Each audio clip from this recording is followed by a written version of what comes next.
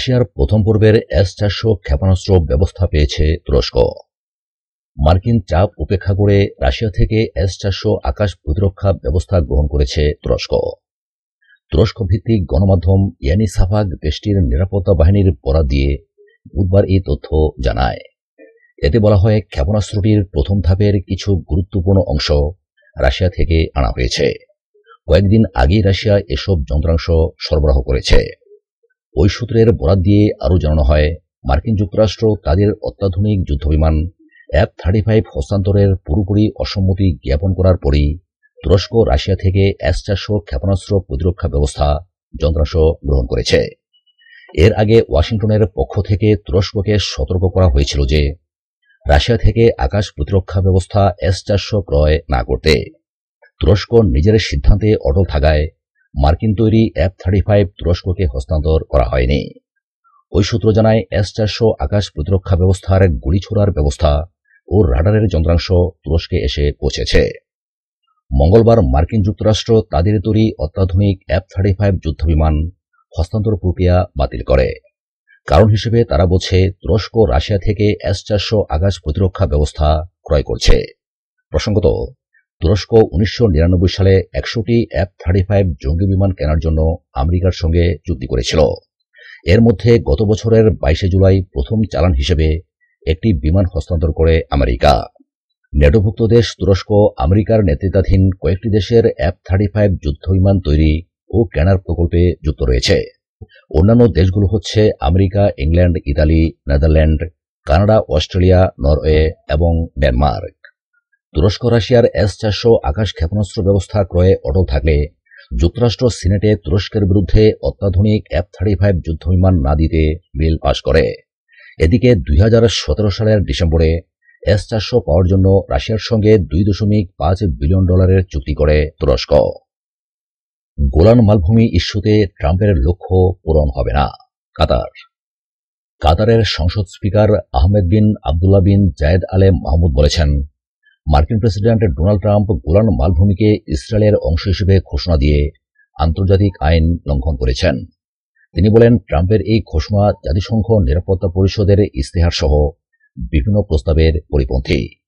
কাতারের রাষ্ট্রীয় বার্তা সংস্থা UNA গতকাল বুধবার এই খবর দিয়েছে।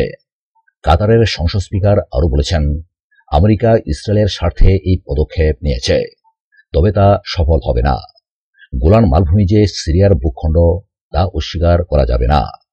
ট্রাম্পের পদক্ষেপ এই বাস্তবতাকে পাল্টে দিতে পারবে না। এর আগে কাতার সরকার এক বিবৃতিতে বলেছে, গোলান মালভূমি একটি আরব ভূখণ্ড। আন্তর্জাতিক আইন মেনে ইসরায়েলকে ওই ভূখণ্ড থেকে সরে যেতে হবে। 1966 সালে 6 দিনের আরব ইসরায়েল যুদ্ধের সময় তেল আবিব সিরিয়ার কাছ থেকে কৌশলগত ওই এলাকাটি দখল করে নেয়। তবে জাতিসংঘ সহ আন্তর্জাতিক মহল কখনই এর স্বীকৃতি দেয়নি।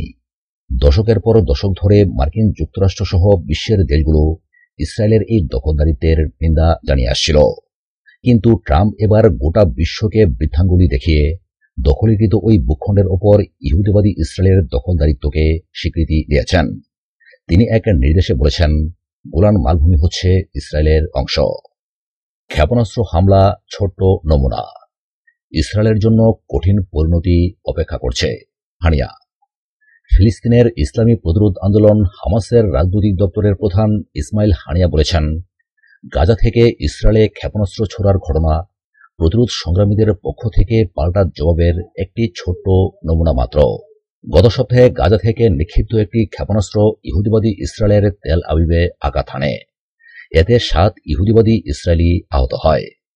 এ সম্পর্কে ইসমাইল হানিয়া গতকাল বুধবার আরও বলেছেন, প্রতিরোধ সংগ্রামীরা তেল আবিবে ক্ষেপণাস্ত্র ছোড়ার মাধ্যমে দখলদারদেরকে এই বার্তাই দিয়েছে যে ইহুদিবাদীদের জন্য কঠিন পরিণতি অপেক্ষা করছে। ফিলিস্তিনিরা প্রয়োজনে কঠোর জবাব দেবে। তিনি বলেন, ফিলিস্তিনের প্রতিরোধ সংগ্রামীরা জনগণের দুঃখ কষ্টের কথা চিন্তা করে যুদ্ধ থেকে দূরে থাকতে চায়।